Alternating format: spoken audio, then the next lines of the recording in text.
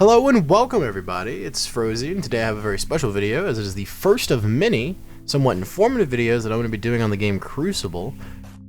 Today we're going to be looking at some characters. We're going to look specifically at Mendoza today and how he works, what he does, and why you should play him.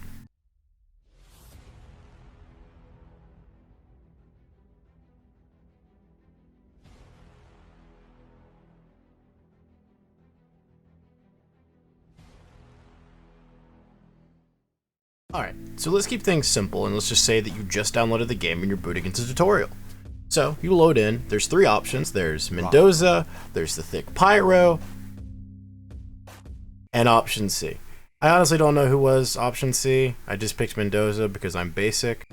And so after a few games, you'll probably be wondering, what exactly am I doing? Who are the other people? What should I be doing?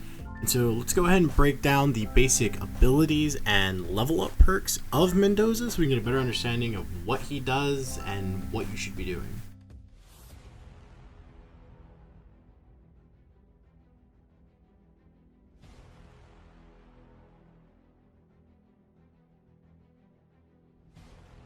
On the surface, Mendoza looks like a very simple character as he is designed to be the introductory character to new players. However, he has quite a bit of nuance to his kit and very powerful quality of life changes.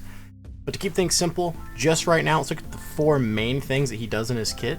His left click fires his pulse rifle, which is a basic mid-range full auto assault rifle type weapon. His right click aims down sights, helps him fire an ADS, not much to say. His movement ability, his sprint, turns him into a deja vu monster as he bolts around. This has no cooldown and moves quite quickly, so this is really useful since Mendoza doesn't really have a lot of defense or potential to distance himself to people or chase after. His Q summons down a bunker, which can be very useful as it provides protection for you, your allies. You can even use it to knock people around since when it lands it creates an AoE that moves people. And then finally his E, or his stun grenade or flash grenade. He throws a grenade which blinds people. Blinds are very, very troublesome, and this provides a lot of really nice CC to his kit. Now moving on to Mendoza's perks that he gets as he levels up, or his upgrades. I'm only going to mention ones that are actually useful. I find a lot of them to be not super great compared to the other options. I'll mention them all, but I'm going to focus on the useful ones first. First off, at level 1, I find either his Tex Photon barrel or the mini flash grenades to be the best two starting upgrades, as having 25% faster bullets and less drop-off damage is really good for keeping distance and maintaining a high DPS output.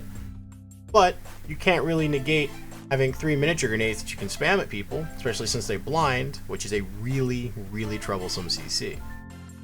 As for his optional level 1, it is the auto gun bunker, which adds a automatic turret to the bunker that he has.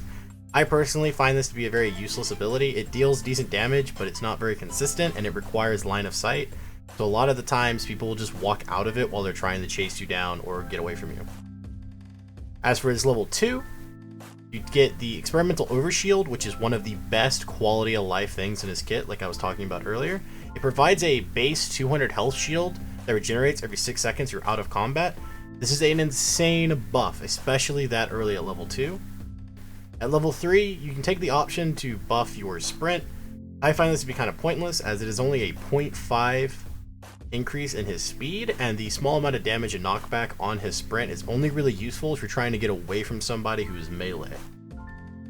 He also has the Stimul health packs at level 3, which add a shield to him after he uses a medkit. I never find this truly that useful either, since by the time you finish your medkit, your passive experimental overshield from level 2 has already come back.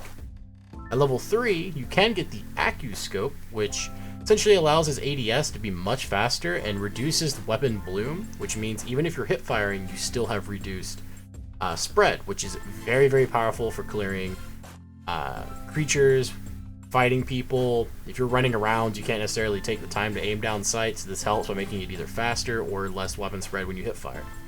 At level 4, you're given the Magna Clip Loader, which is an amazingly good quality of life upgrade. It basically increases your magazine round from 24 to 30 and gives you a 25% reload. increase, that is very powerful. It makes it so much nicer to run at somebody, shoot them, reload, keep running, keep shooting. Especially since you can reload while sprinting is a very good ability. At level 5, my personal favorite to take is the Hyperburst Chamber, which after you reload your next 6 bullets deal 33% more damage. I find this very useful with the before mentioned perk with the 25% reload speed.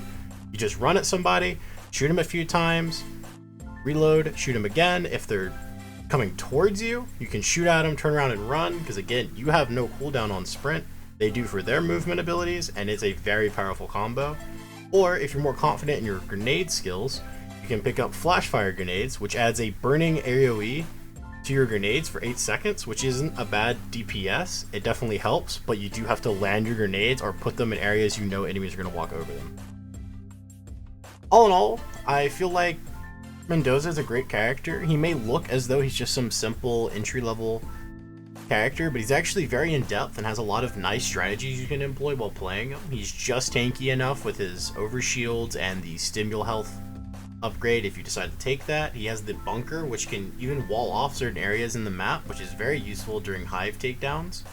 It can even provide damage if you're in a large enough open area like the middle of the map where it can keep line of sight.